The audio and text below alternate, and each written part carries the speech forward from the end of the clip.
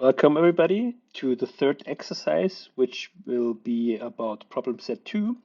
And the topic of this problem set is public goods. I think on the day when I publish this video, I'm not sure whether you will have seen this topic, so the topic of public goods in the lecture. But if not, then you can simply, the video is online. The solution manual is also online on Moodle, so you can simply skip the exercise for this week and then simply do it next week. So that's no issue. Good. So as I said, the problem set will deal with public goods. And in the first exercise, we will deal with a very long proof that will deal with Pareto efficiency. The second exercise will deal with some extension of the Mirrlees model where we add kind of a public good into the model. And the third exercise will be a problem about, actually deriving equilibria in different notions. So Nash equilibrium, a Lindell equilibrium, and talking about Pareto efficiency, about a model where we have like particular consumers where with specific utility functions, and that's what we will be doing.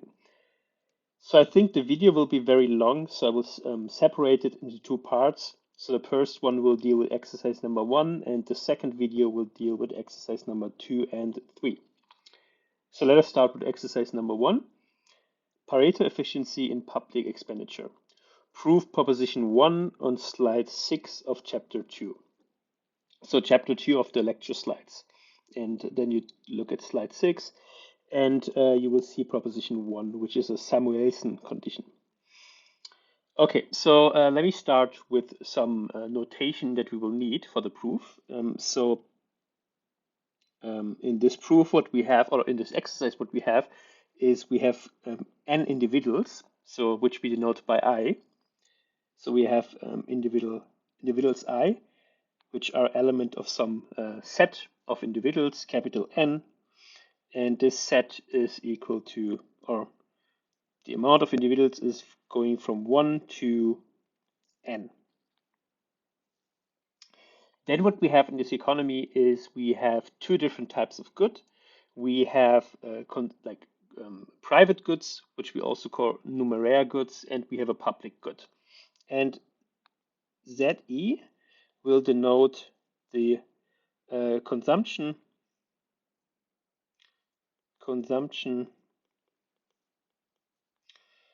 of I for private good,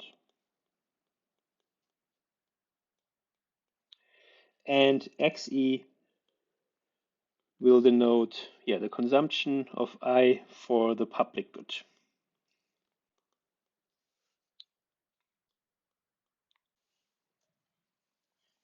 So those are the two types of goods which we have. And then in addition, each individual has an endowment, which we call YI. So this is kind of measured in the numeraire good. So endowment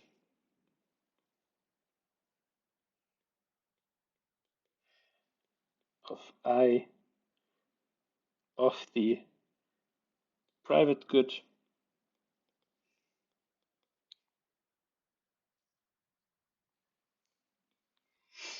What else do we have? We have X without an index, which denotes the total amount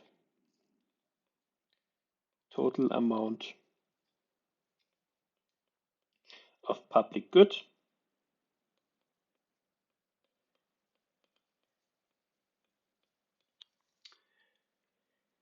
Then we have C, which is the unit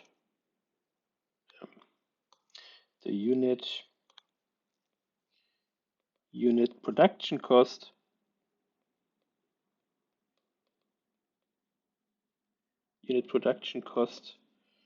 of the public good, and it's a linear cost, so the marginal cost are equal to C here, the marginal production cost of the public good.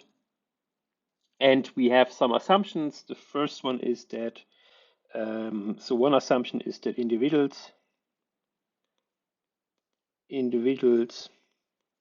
cannot be excluded from the consumption of the public good.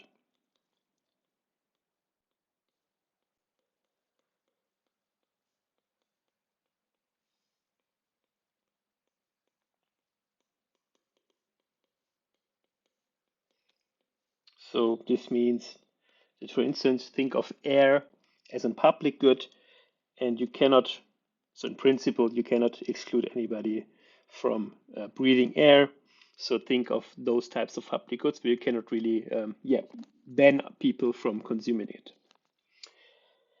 Then the individuals have preferences which are represented by the following utility function. So the utility of individual I when consuming Zi units of the private good and Xi units of the public good is equal to, so it's a quasi-linear utility function, which means that it's linear in the private good and it's non-linear in the public good. The utility of the public good is given by this. I think this is phi of I, and this depends then on the amount of public good which is consumed. And as the this phi function has an index I, which you can see here, we account for heterogeneity in preferences. So the the utility of individuals for this public good can be different. Yeah, so the people have different preferences. For instance, for air. Okay, air is a bad example here because if if you don't breathe, you die. So yeah, think of an example where you basically have heterogeneity in preferences for the public good. We need some structure with respect to this phi function, in that we assume that phi is strictly increasing, so the derivative of phi is strictly positive.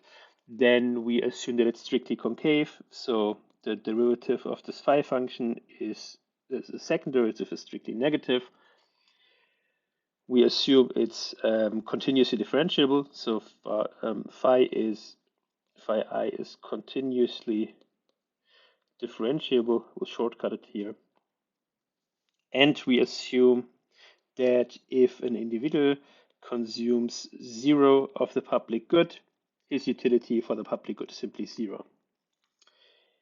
And another important thing is that like another notation is given by an allocation.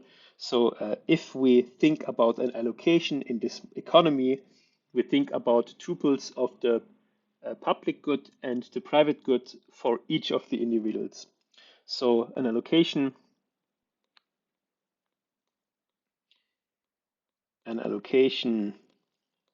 is given by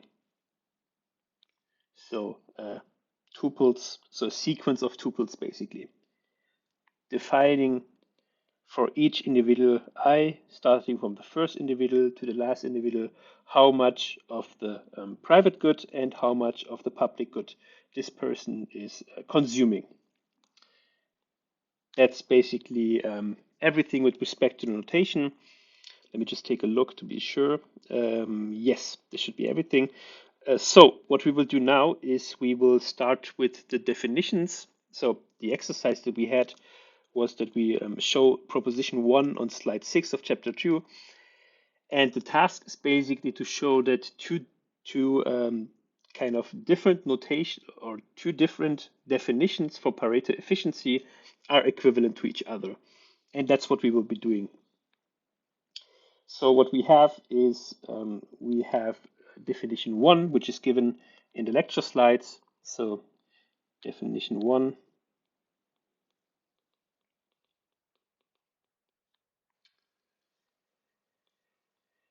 Definition 1 is saying the following. So an allocation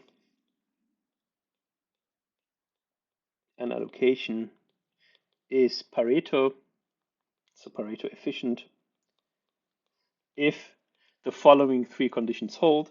So condition number 1 is that for all individuals, the amount of public good that they consume is an element of the interval 0 and the total amount of the public good which is available in the economy, and that they consume a weekly positive amount of the private good.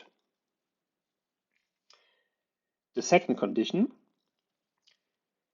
is a kind of a budget constraint in that it is saying that the amount of the numeraire which is consumed in this economy, the total amount which is consumed, so that we sum up over the individual consumptions of the numeraire good, this must be weakly smaller than the total endowment in this economy, which is the sum over the yi's, minus the production cost of the public good, so the unit production cost, times the amount of the public good which we produce for this economy. Okay, this is a budget constraint which is making sure that we cannot over-consume in this economy. The third condition is a condition which you might know if you have encountered some definitions of Pareto efficiency before. So basically it's saying that we cannot, so given an allocation which is Pareto, we cannot improve anybody, like any individual anymore, without making others worse off. So what this is basically saying is that given this allocation zi, xi, so there exists no alternative allocation, which I will denote by zi prime xi prime, so for all individuals, such that the following holds. So there exists a subset I among the individuals where for all individuals in I, the following condition holds. Under this new allocation, they have utility which is strictly larger than the utility which they would have from the old allocation. And for all individuals who are not in I, so who are in the complement, so the remaining individuals, for them, the utility of the new allocation is equal to the utility that they had under the old allocation. So this definition, definition or condition 3 is saying that there exists no other allocation such that we can make a subset of individuals strictly better off, and at the same time having all other individuals have the same utility, so being indifferent. So this is not possible if if we have a Pareto efficient allocation. Then what we have, let me just shrink this a little bit. So this is definition 1. And we are given a second definition for Pareto efficiency. This is characterized in proposition 1. So we have proposition 1.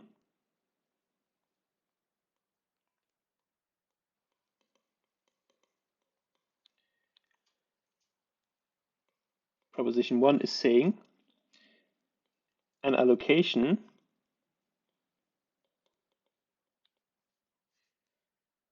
where all individuals are consuming a strictly positive amount of the private good is Pareto if and only if the following 3 conditions hold. And in order to distinguish the conditions in proposition 1 from the conditions in definition 1, I will use letters here for the conditions. So we have condition A, which is saying that for all individuals, the following holds. The consumption, all of them consume an amount of the public good which is equal to the total amount of the public good.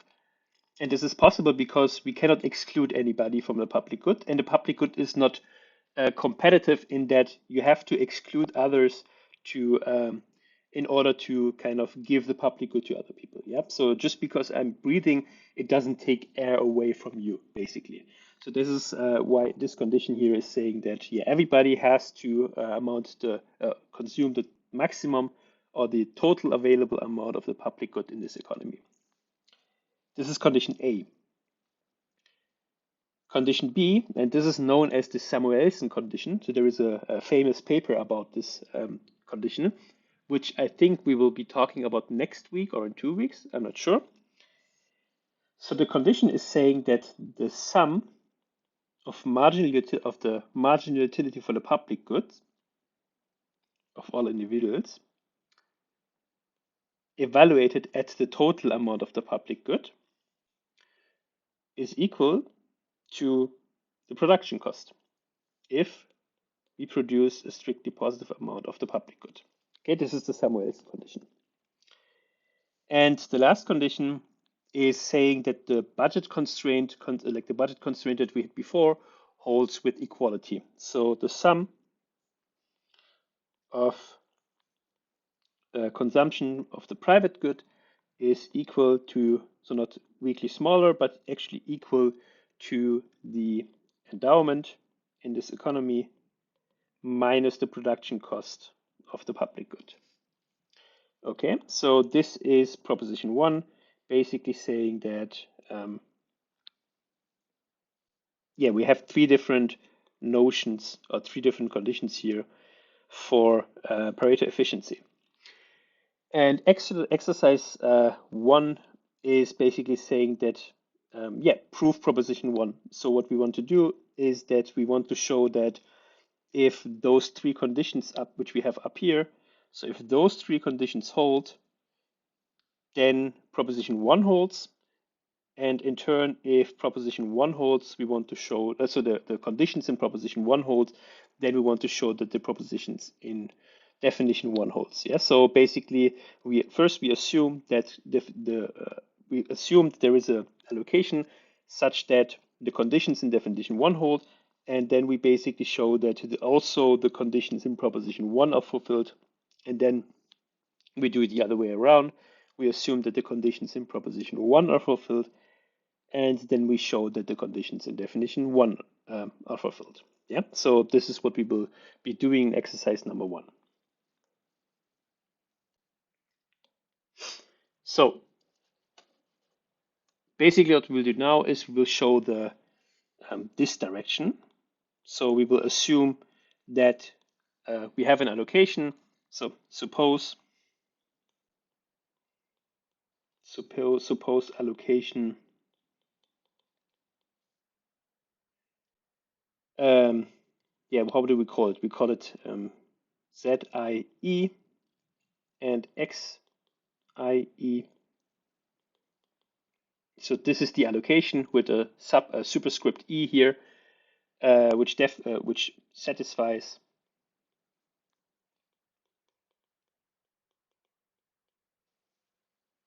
definition one. So the three conditions that we have in definition one.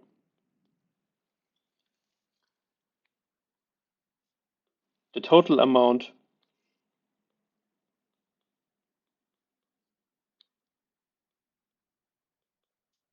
of public good is XE. Yeah, so without an index.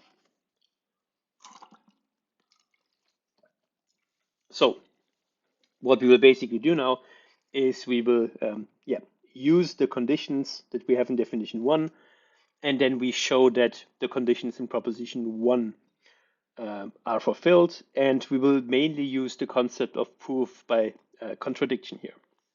So let us start. So we start, so as I said, just to give it some structure, we start with this direction, and we want to show that condition A holds. So condition A is what we want to show now.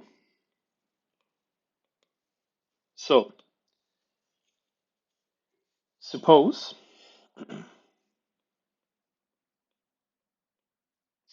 that for some I,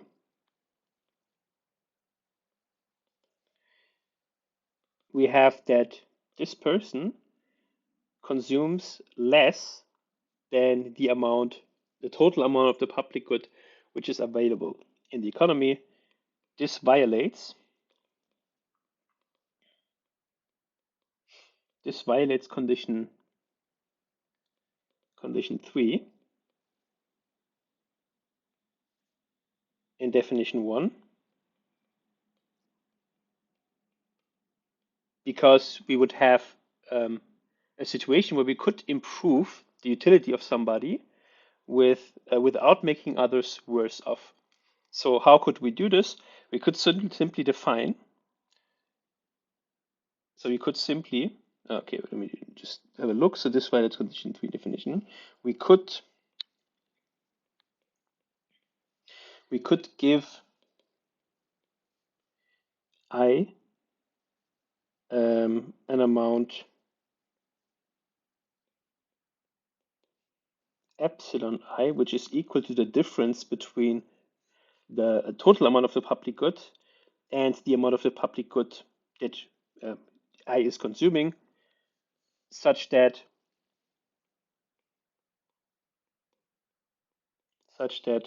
his utility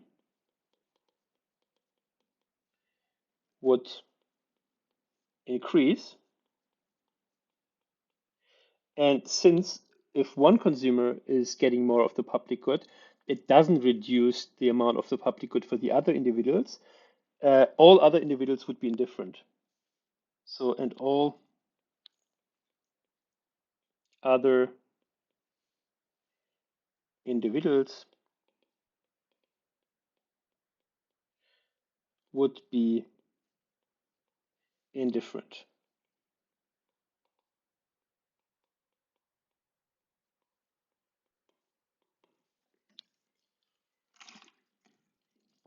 So that's a kind of a contradiction, because if this would be the case, then we would have a violation of condition 3. So if we indeed could improve somebody without making others worse off, we would have a contradiction to condition 3. And yeah, this cannot be. Therefore, what we have is that, so a consequence of this is that xe must be weakly larger than xe. Okay, so this is what we can get because this condition here was disproved by contradiction. Okay, so then let us suppose the following. It's a little bit big here. Let me just go to the next page. So then, now if xie is strictly larger than xe, we would have a contradiction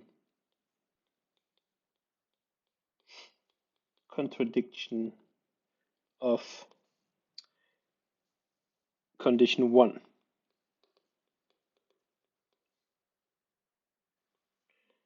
In definition 1. Therefore, what we have is that xie must be equal to xe. Else we would end up with contradictions such that definition 1 is not fulfilled. So I will not do condition B yet because this is the most complicated one. So I will do a simpler one, which is condition C. So now we will do condition C.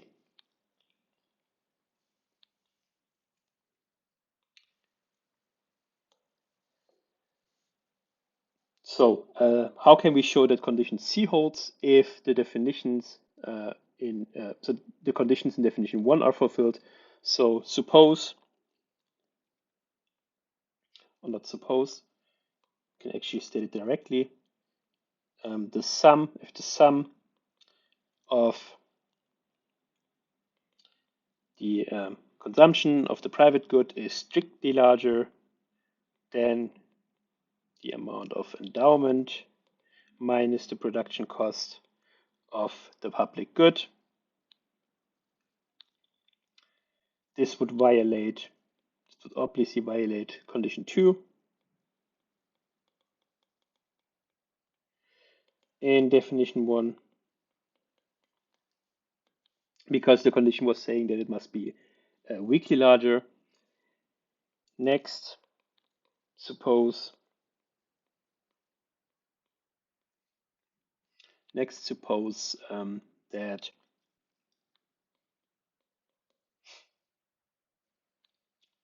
the sum, let me just copy that real quick.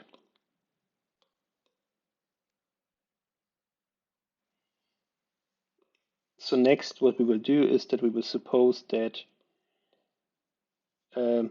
it holds with like strictly smaller in the strictly smaller order. So we will erase this and then put a strictly smaller here. So next, suppose that this holds. This violates condition 3. This violates condition 3. So I will not write that it's condition 3 and definition 1 anymore, because if I talk about conditions which have a number, it's always about definition 1. If I talk about conditions which have a letter, as here, the C, then I'm talking about the definition in proposition 1. Yeah, so it violates condition 3. Why is that? So define the following. So define epsilon equal to the sum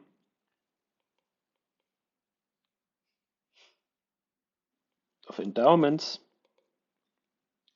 minus the production cost of the public good minus the total amount of consumption of the private good. So this is strictly positive because of this assumption that we made here. So what we can basically do, so under this, if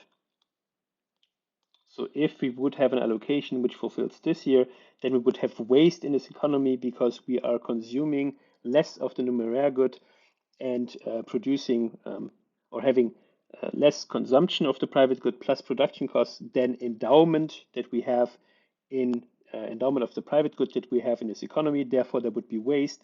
And what we could then do is we could simply give one of the individuals this epsilon here. So we could simply take this waste that we have and give it to one individual. And as a consequence, the utility of this one individual would be strictly larger than in the allocation before. And all other individuals would be indifferent because we're not taking anything away from them, but we're taking away the waste here. And this is indeed a violation of condition 3, which was saying that we cannot improve anybody without making others worse off. And as a consequence, even if we have this inequality here being in a strictly smaller way, this is a violation of one of the conditions in definition 1, and therefore this cannot hold. And as a consequence, what we have is that indeed, just make this smaller.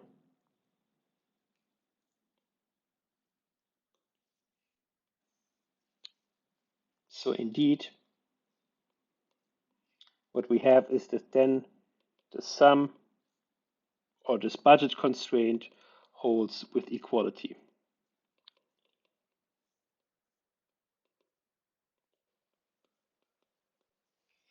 Okay, so this is then condition C basically, which we proved again by contradiction. So now we will deal with the most difficult part of this proof. So I'm not sure whether it's the easiest way to do it like this. So I came up with the proof by myself, so I didn't pick it from the original paper. I'm sure that it's correct, but if you still find some errors, please let me know. But I'm very confident that it's correct. And I think the proof gives you some insight in how you would approach a problem like this. Because what we need to find in order to or what we need to construct in order to prove that condition B is now fulfilled, this is what we will be doing now. You would need to determine kind of a algorithm which defines how much each individual has to pay if we produce more of the public good relative to some starting allocation that we have. But I think it will become more clear once we start the proof. So this is condition B.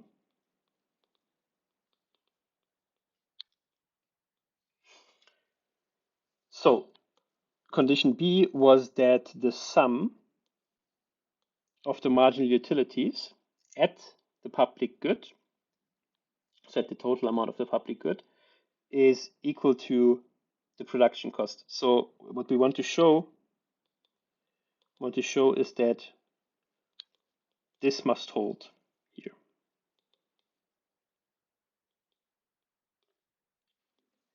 This is equal to C. This is what we want to show, just to give you some refresher.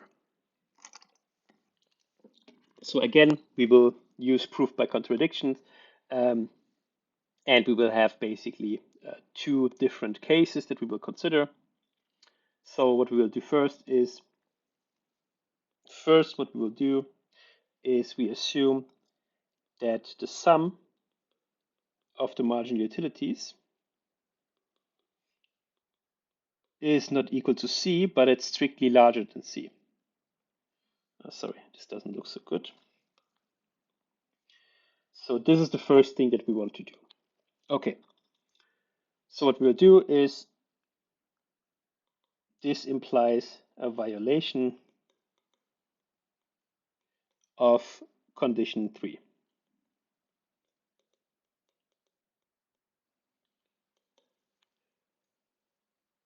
So what we will do is we will find an allocation. So we will assume that this this here holds. And what I will do is that we can find an alternative allocation which makes some individuals better off without making others worse off, so making them indifferent. And this is a violation of condition 3. Okay. So what we will do, we need, again, even for this case that we separated here, we need to consider two subcases. So let me just use another color here. So let's call this, sorry, wrong color. Let's call this I.1. So what we now assume is that the sum of individuals' marginal utility is strictly larger than C, and there exists at least one individual such that his utility, so his own marginal utility, let's call this J just to distinguish it. So there exists some individual whose own marginal utility is strictly larger than C. Okay, so basically this implies the first inequality, but just to be precise. So not only do we have that the sum of marginal utilities is strictly larger than production costs, but we actually have one individual which has a strictly larger marginal utility from the public good than the production cost of the public good. So what we will do is the idea is now, so how can we find an allocation which is Pareto superior to the allocation XE and ZE? So what we can do is we can produce a marginal utility. So idea, produce marginal utility of the public good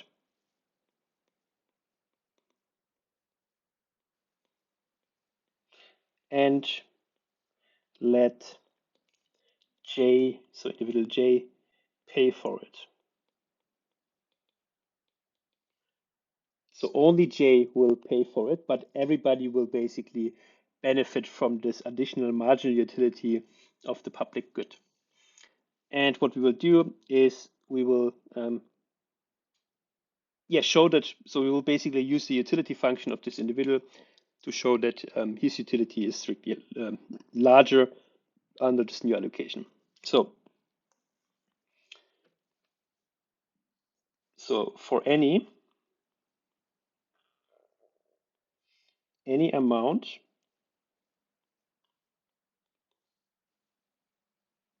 delta of the public good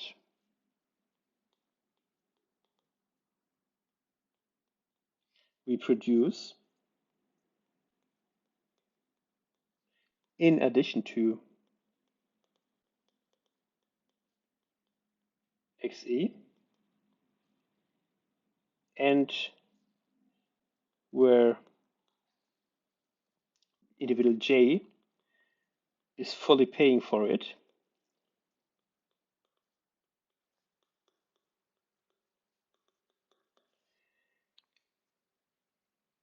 he is weakly better off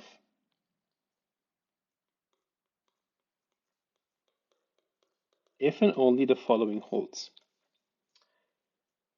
So he is weakly better off if the following holds. So what we do is we produce an additional amount of the public good and let J fully pay for it. So his amount of the consumption of this individual under the old allocation is simply ZJE. From this, we subtract what he has to pay now in order to produce this new amount of the public good. So this is delta times C. So this thing here would be his new consumption of the private good.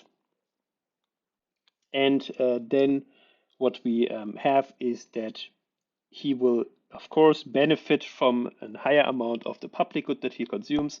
Now this then will be phi j of xe plus delta.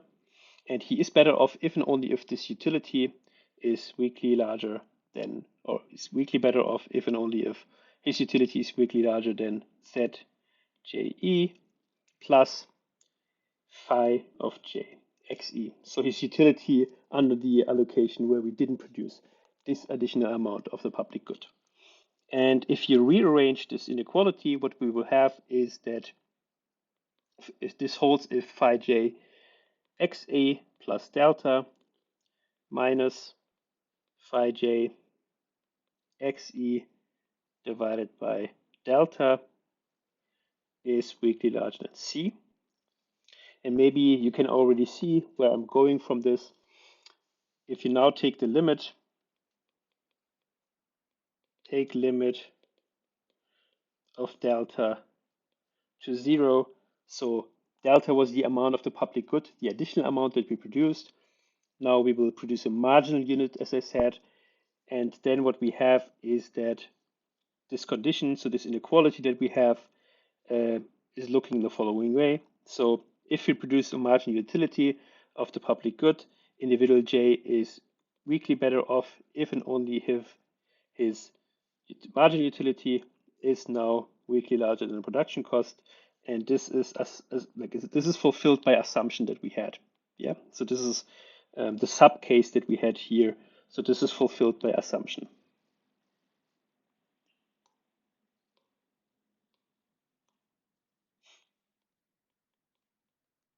So this is fulfilled by assumption. Okay, so we basically, for this sub case here, found an allocation which makes this individual J weakly better off, and everybody else will be strictly better off because J is fully paying for this public good. The others aren't, so they're simply benefiting from this marginal, so this additional marginal unit of the public good, and are strictly better off. And individual J is either strictly better off or he is indifferent. Okay, and this is basically the proof for this first case. And so this is a violation of condition 3. Now, here I assumed that the utility of one individual, so the marginal utility of one individual is strictly higher. So now we will go to the other case. So this will be case 1. How did I define it there? It's case 1, 1. This is case 1, 2. Now what we will do is we will assume that the sum of marginal utilities is strictly larger than C, but in addition, what we have is that for each individual, the marginal utility is strictly smaller than C. This is the other case that we didn't consider before. And what we will do is, without loss of generality, I will simply assume that, so I will order the individuals in the height of their marginal utility of the public good, in that I say that the marginal utility of individual 1 is strictly larger than the marginal utility of individual 2, and this goes all the way down to the marginal utility of individual n for the public good. So this is without loss of generality, so you can, yeah, you will have some order there, and then you can relabel the individuals such that we always have kind of this ranking. So the idea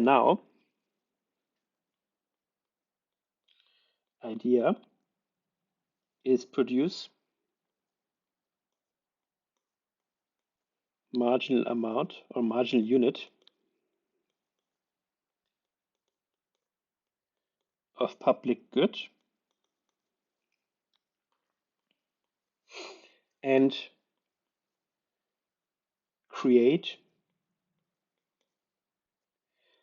a payment schedule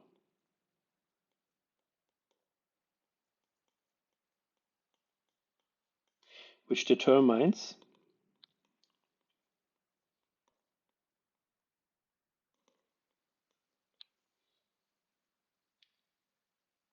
the payment share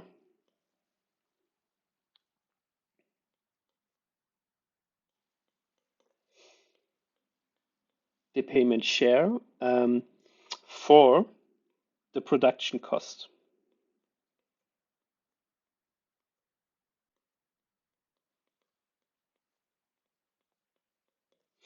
of the public good, of the marginal unit, so of the additional marginal unit of the public good.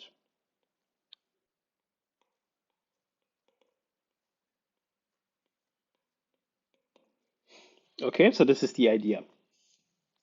Before, what we did was that we produced a marginal unit of the public good, and then what we had is that this one individual who had his utility, so his marginal utility being higher than the production cost of the public good, so he was paying by himself, so we didn't have to think about a payment schedule.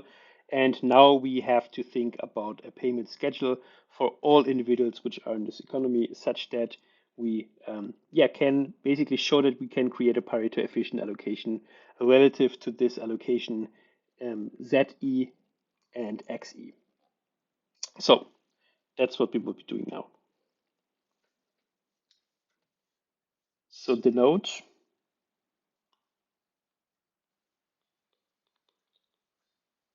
payment fractions. So denote by, sorry, I have to delete it here. So we denote by A1 to AN such that the sum of those A's for all individuals is equal to 1. We denote by A the payment fraction of the individuals.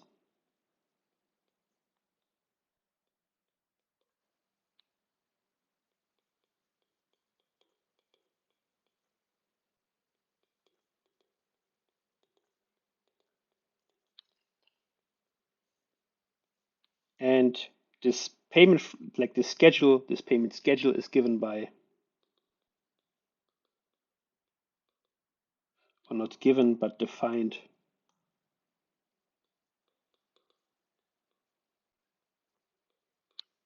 by the following.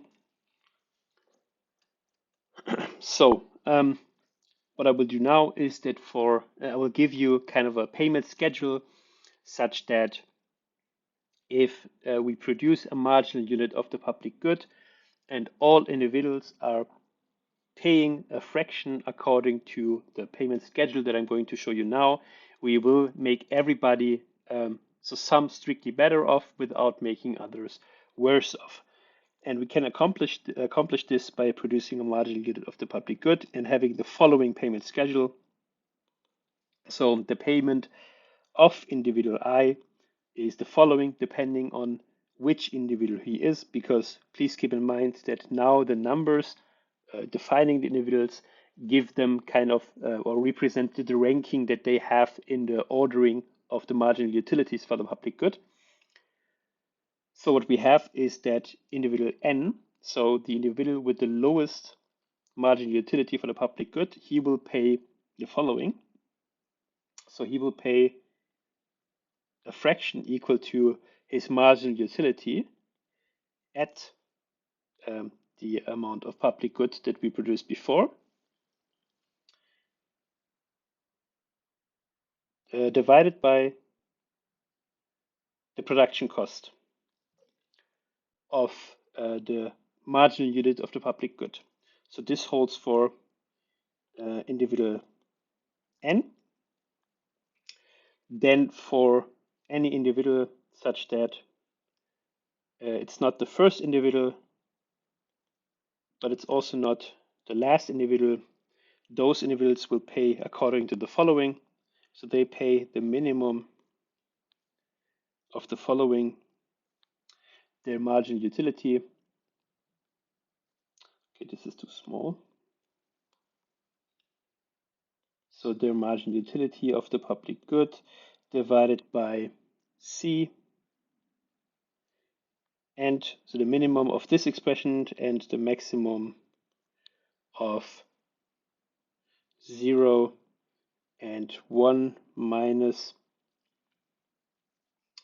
the payment fraction of all individuals, including I plus 1 to N.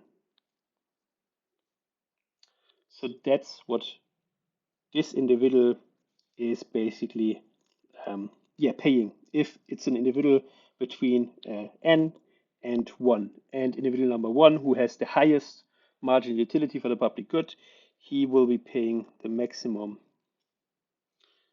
of 0 and 1 minus the sum from 2 going to N AI. This is I for I equal to 1. Let me just enlarge this, so if you have problems reading some of the things, you can see it in a better way. So this is the the payment schedule that we have for the individuals in this economy. Yeah, so this is kind of how can you derive this? So basically, what you need to think about is how can we redistribute the production cost of this public good on the individuals to make them not worse off. So this is why we have those kind of fractions here, which basically compare or set the marginal utility that individuals have. So this thing here relative to the production cost of the public good. That's the idea basically of coming up with this.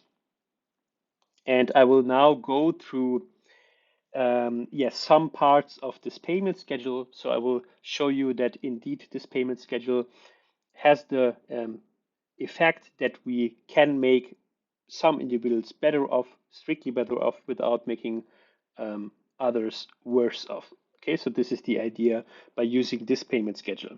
So let's do this. So first, if for individuals starting by individual number 2 until N, so if for those individuals it holds that what they pay, so the payment fraction is equal to the marginal utility of them divided by production cost.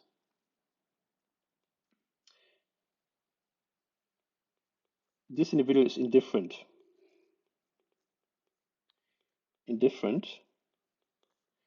between old, so the XE allocation, and new allocation. So new allocation is the allocation where we produced a marginal unit of the public good. And why is this the case? Well, the reason is that if we, so what's the trade-off here for an individual? So an individual is basically, so why? The reason is that an individual, so this new kind of payment schedule has the following consequence. So what's the benefit of this individual? So the benefit of this individual is the following. If we produce a marginal unit of the public good, what does he get? So his benefit is obviously the marginal utility at XE. So this is describing how much more is he getting marginally when we increase the amount of the public good in a marginal way. This is what we will be doing. And to this, from this, we subtract, of course, what this individual has to pay. So this is a fraction AI of the total production cost of this marginal unit of the public good, which is C.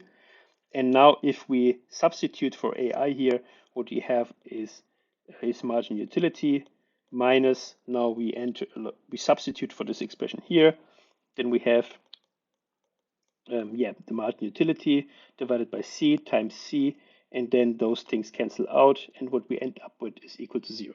Okay, so what we have is that, every individual who is, so for individuals 2 to n, if they're paying this payment schedule here, they are indifferent between the old and the new allocation.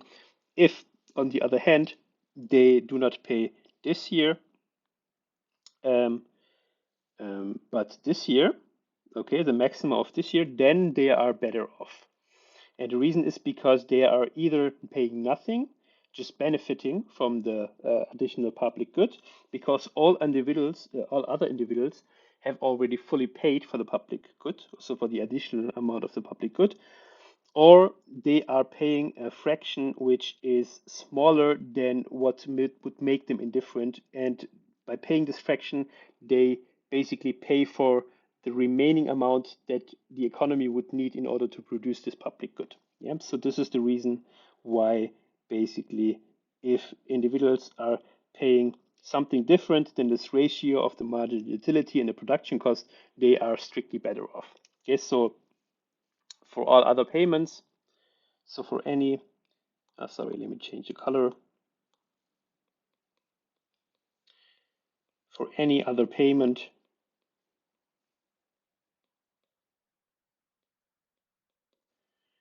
AI, they are strictly better off.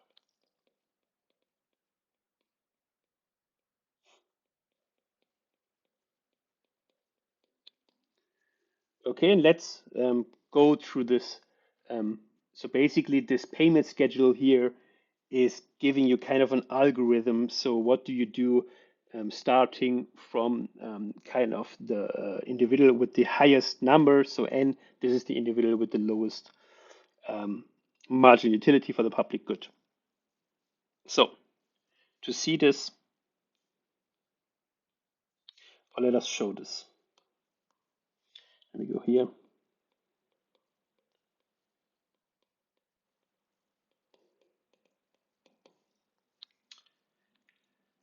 Okay, start from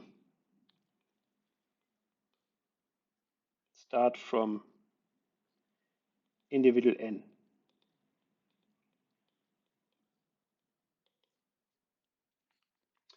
He always, so if you look at the payment schedule, what he pays is the ratio between, so his payment fraction is the ratio of his marginal utility and the production cost, and this is strictly smaller than 1, so it's not enough to fully pay for the production cost of the individual, and therefore, that's what he's basically paying, and as a consequence, individual n, individual n is indifferent. Since that's what he's paying basically. Now, next, consider individual n minus 1.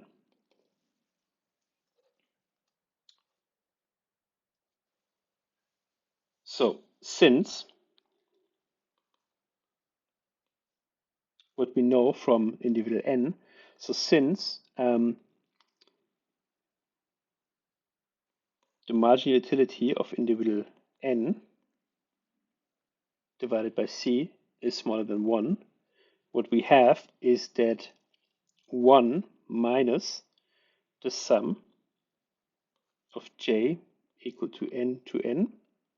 So starting from individual n minus 1, taking the payment fractions of all individuals who have a lower margin utility than him, which is then only individual n. So sorry, this looks a little bit nasty.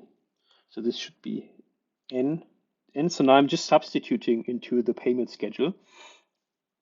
So this is then aj. Then this sum consists only of one element, which is then 1 minus an. And this is equal to 1 minus, the fraction xe divided by c. And obviously this is strictly larger than 0 because of, this condition here. Okay, because this holds, what we have is that this condition here holds. And therefore, what will basically happen is that for individual n minus 1, this here is strictly larger than 0. So all we need to do is we need to compare this here and this here in order to find out which of them is smaller. Okay, so now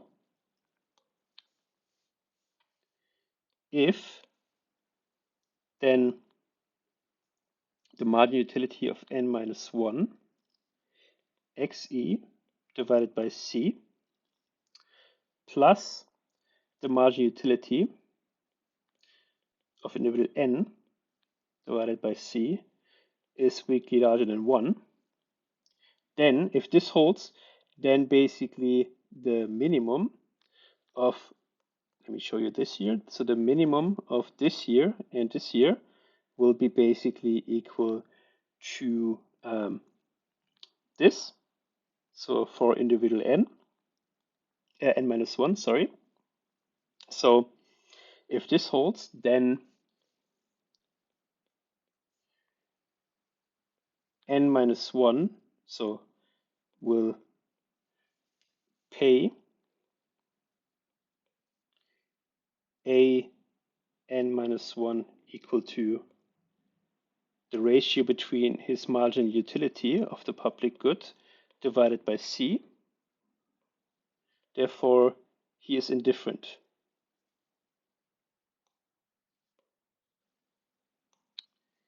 So n minus 1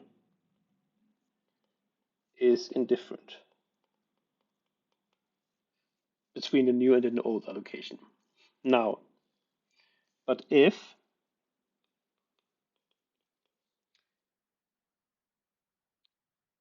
this inequality here, so this expression which we have here, if this, on the other hand,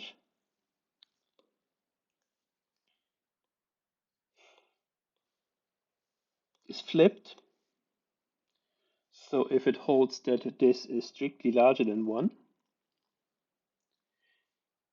then n minus 1 will pay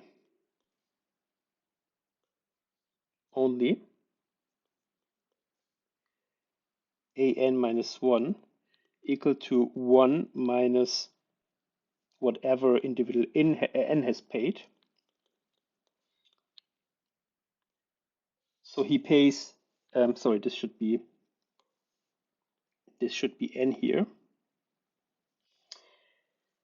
So he will, individual n minus 1, will pay basically the remaining amount of the production cost of individual, of public, so the remaining costs, production costs for the public good when considering that individual n has already paid this fraction here. So a consequence of this is that since this inequality here holds, the utility of individual n minus 1 will be strictly larger under this new inequality. And why is this the case? So you will pay this fraction here, which makes him which makes n minus 1 strictly better off, since the following holds. So what's this benefit? So the benefit of individual n minus 1 is the following. So if we increase the amount of the public good by a marginal unit, that's what he's getting. So that's his benefit, his marginal utility, minus what he has to pay, so an minus 1 times c.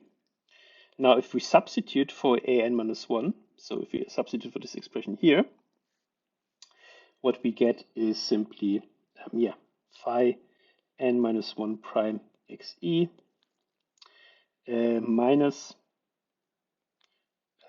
1 minus phi n prime xe divided by c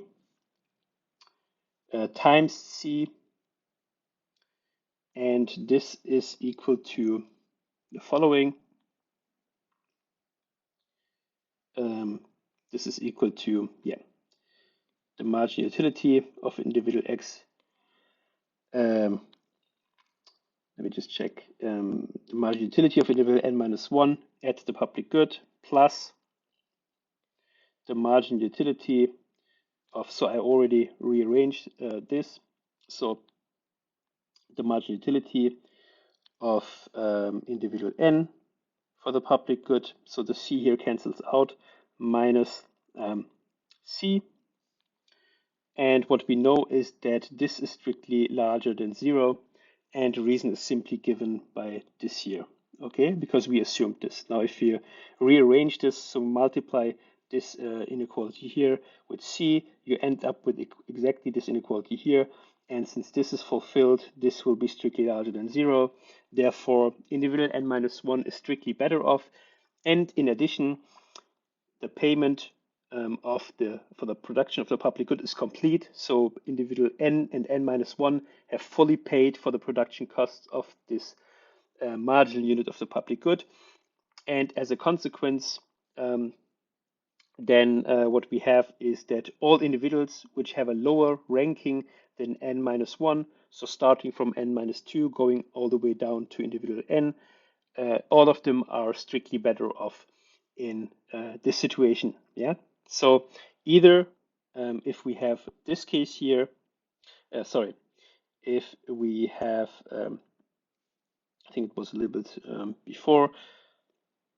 So yeah, either we have this case here, or when we have this case here, we showed that either individual n minus 1 is weakly better off, or he is indifferent. Sorry, I showed you the wrong things. So either we have a payment fraction equal to this.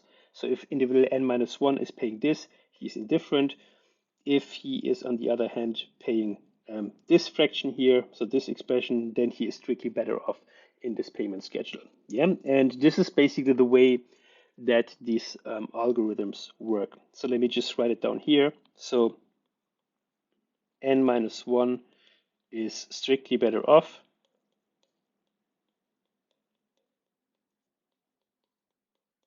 So are individuals 1 to n minus 2. And individual n is indifferent. Okay, so this is Pareto improvement basically to the situation. Now, let's go to individual n minus 2. So consider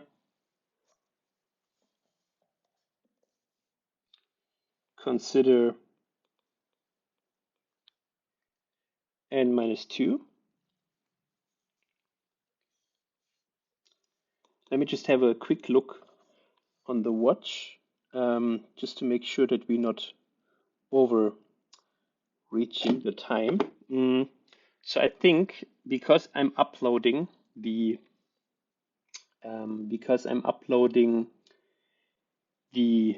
solution manual, I think I will skip going further through the algorithm, because all the steps are basically then repeating what I've been showing you with respect to individual n minus 1. So what I wanted to do now is to show what happens with n minus 2 depending on its payment schedule. So in the solution manual, you can find the steps for this individual as well.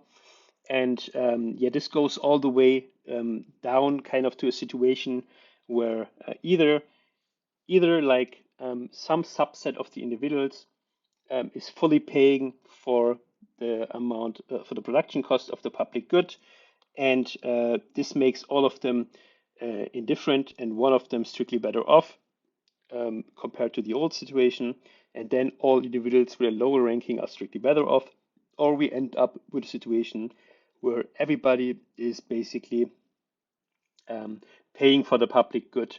And then we also show that this payment schedule makes sure for those cases that at least a subset is strictly better off. So let's suppose the following. Let me show you the following.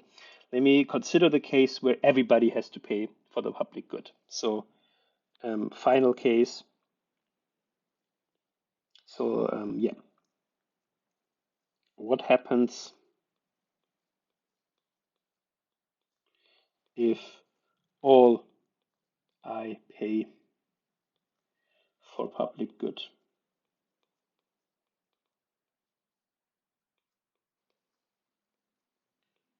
So what happens if all of them pay for the production of the public good? So this happens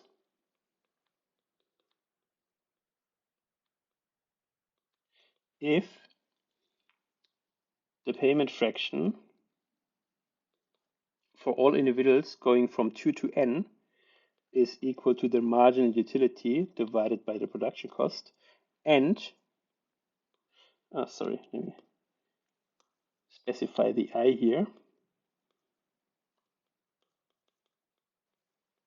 and if also individual 1 has to pay something. And so this means that the payment fractions of all individuals but individual 1 is smaller than 1. So there is something which individual 1 also needs to pay. So here all individuals but 1 are indifferent, and individual 1 is strictly better off.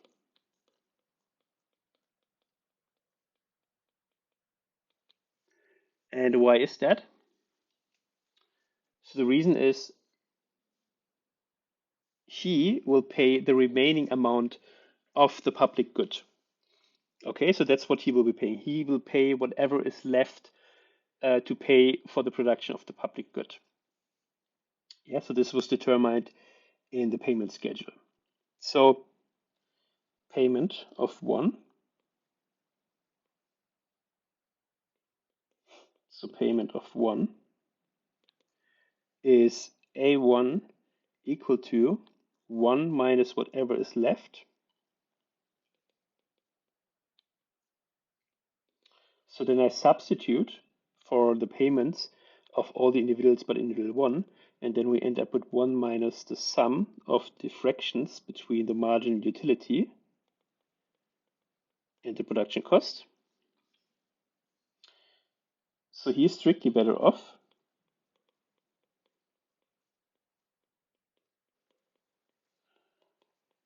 since the following holds, his margin utility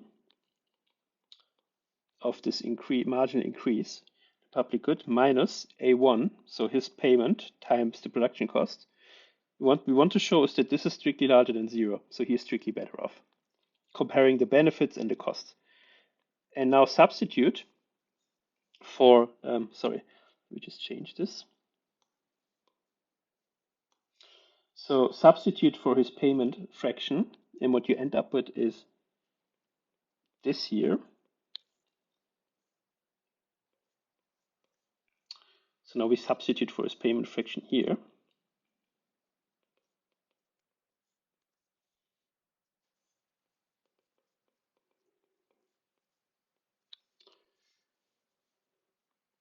And this is equivalent, so let me write it down here. So if you are, sorry, there is a multiplying this with C. You need to multiply this bracket here with C. And yeah, then if you rearrange the terms and you summarize the sum with this marginal utility of individual one, what you end up with is the following. You end up with the following inequality, which must be fulfilled if individual one is strictly better off. So the sum of marginal utilities divided by the production costs. Oh no, sorry, not divided by. But what you end up with is that the sum of the individual marginal utilities must be strictly larger than C in order for individual one to be strictly better off. And indeed, this condition which we have here, this is fulfilled by assumption, because if you remember, this was our initial assumption here, that we assumed that the sum of individual utilities is strictly larger than C. So the consequence of all of what I've been doing is basically I showed that independent of what situation we have, so whatever situation in this payment schedule we end up with, we always have a situation where we make one individual better off, so at least one individual better off without making others worse off. Okay, and this contradicts, so with this, the payment schedule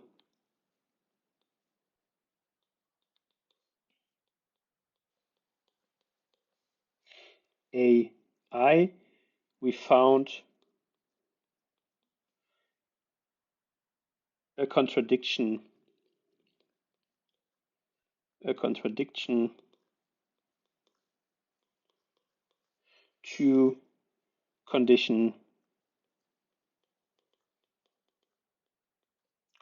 3. Therefore, it must hold that the sum of marginal utilities is now not strictly larger than C, but it must hold that it's weakly larger than C.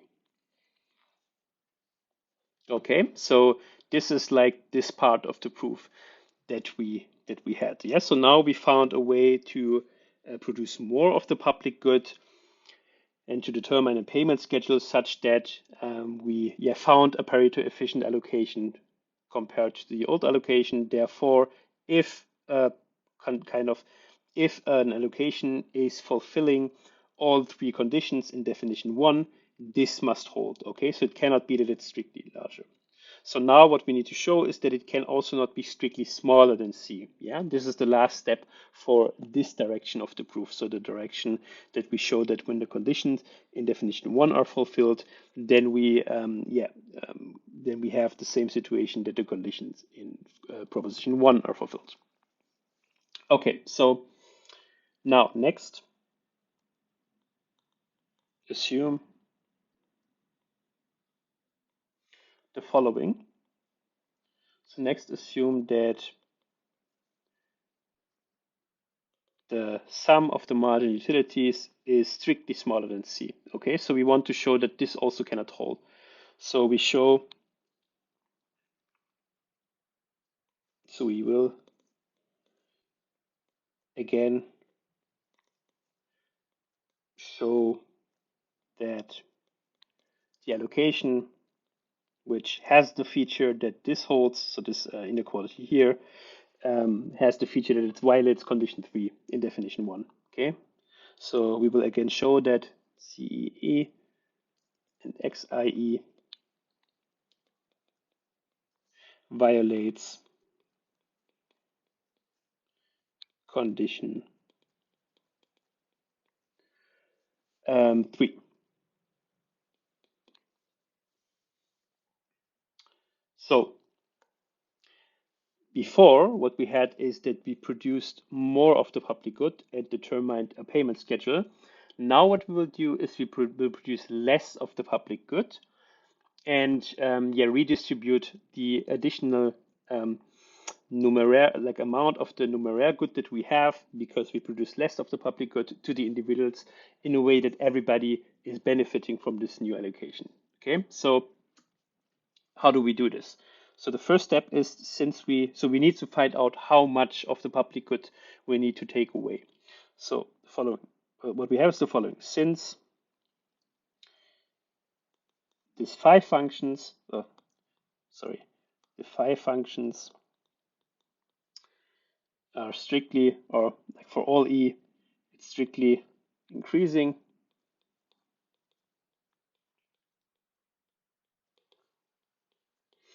continuously differentiable, and strictly concave.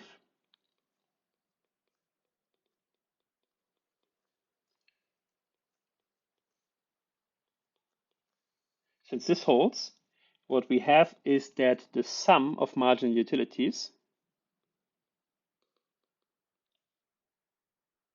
so the sum of marginal utilities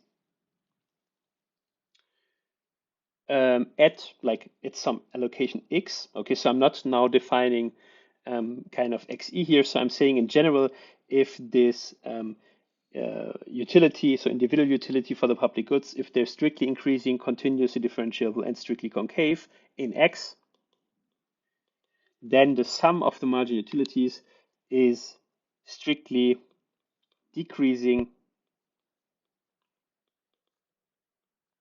and continuous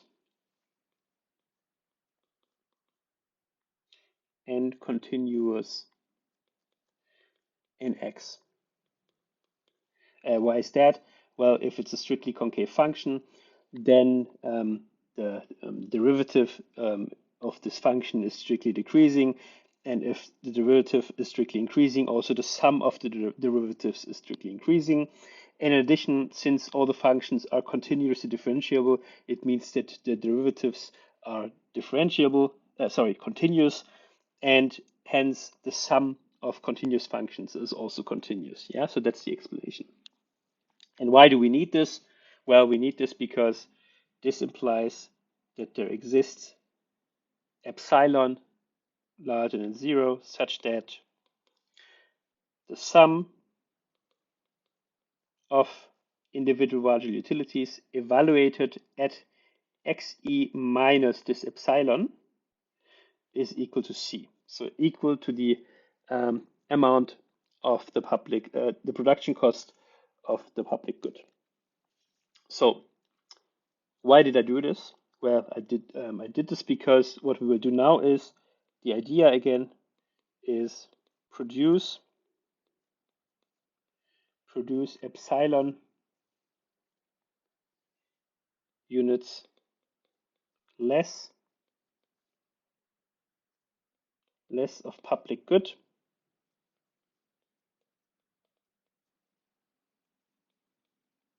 so produce epsilon less like units less of the public good, which gives us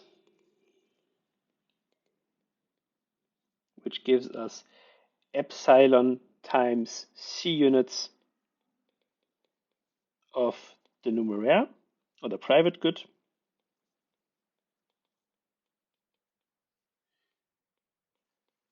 and if we have this so we have epsilon times c units of the private good to distribute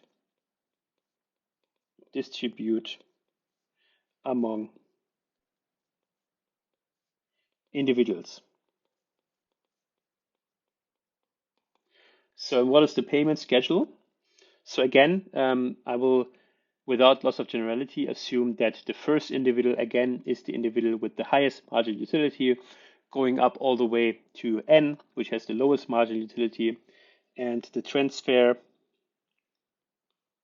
And this is not a payment fraction, so this is not kind of a fraction, so it's not a relative term, but this is really the payment that the individual will get, so the monetary payment.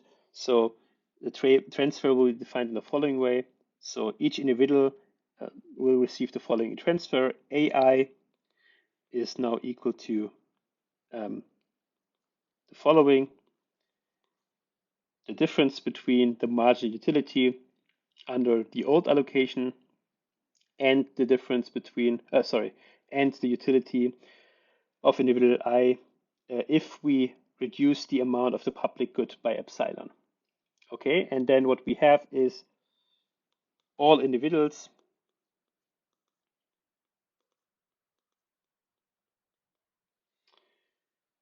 are indifferent between new and old allocation. Why is that? Since the following holds. So under the new allocation, what we have is this was the amount of the private, so the consumption for individual I of the private good um, under the old allocation.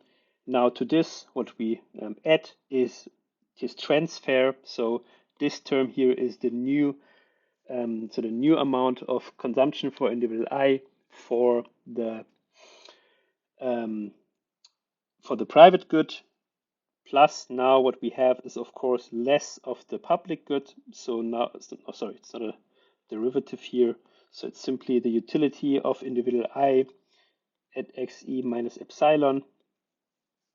And this is equal to, now if you plug in for AI here, what you end up with is then simply Z IE plus basically the utility that he has of the private good, public good under the old allocation. So what we determined now is we shifted utility away from the public good to the utility of the numeraire good in a way such that the individual is indifferent between the old allocation. So this was his utility under the old allocation, and this is the utility under the new allocation. You can get this by substituting for AI here, this expression. Okay, so now we made all the individuals basically indifferent, but what we will show now is that there is some amount of the numeraire left in the economy.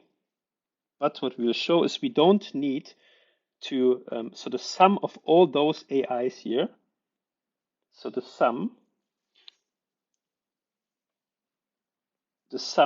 of the transfers that we used in order to make everybody indifferent, I will show that this is strictly smaller than the actual amount of the numeraire good that we received from producing an epsilon amount less of the public good, such that if we make all the individuals indifferent between the old and the new allocation, we still have some resources left in terms of the numeraire good, which we can redistribute among one individual or all of them, such that actually we could make at least one individual strictly better off. And then let's see this. So why? So the sum of following, I will use the next page because I need some explanations. So the sum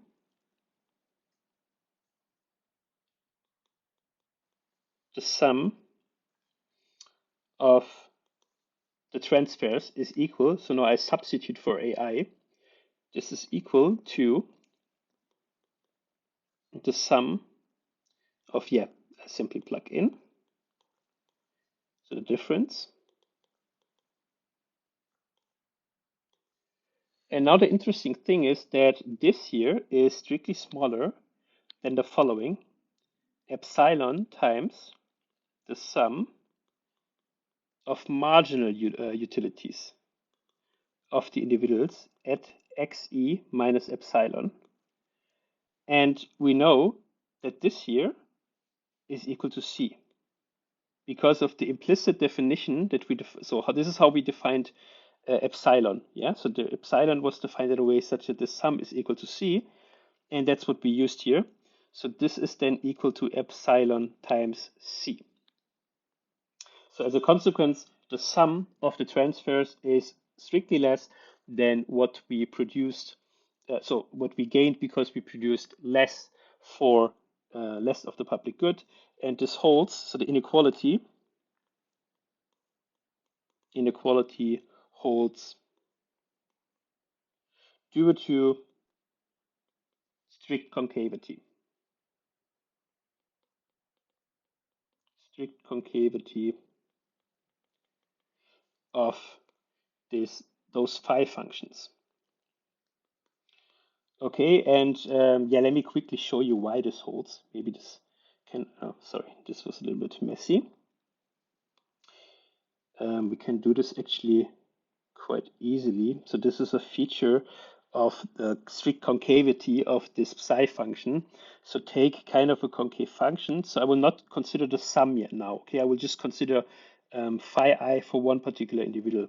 Let's say that here we have xe minus epsilon, and here we have xe. Okay, so what we want to show is that the sum, not the sum, sorry. What we want to show is that for some individual, or for at least one individual, the following holds. So I rearrange this inequality that I have here by dividing on both sides with epsilon. So if I show this, then also this inequality in the green circle here holds.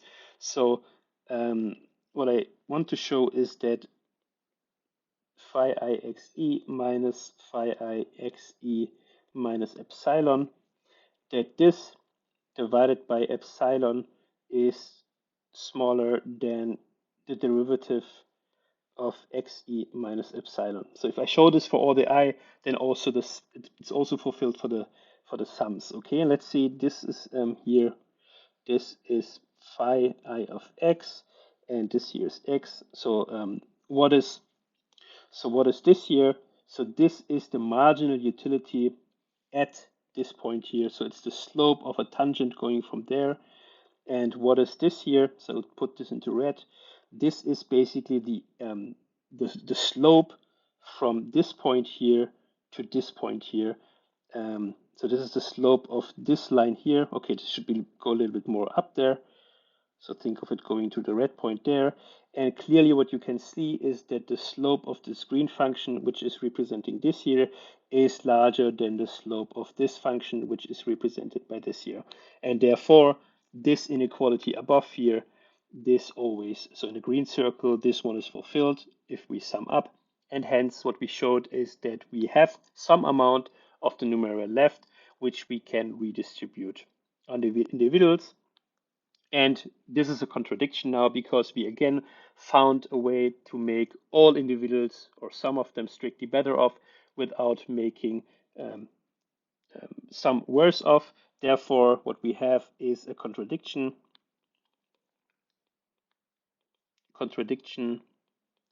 to condition 3.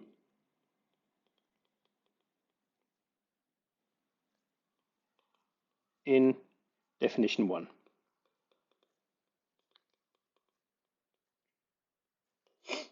Okay, therefore, the sum of marginal utilities is equal to C.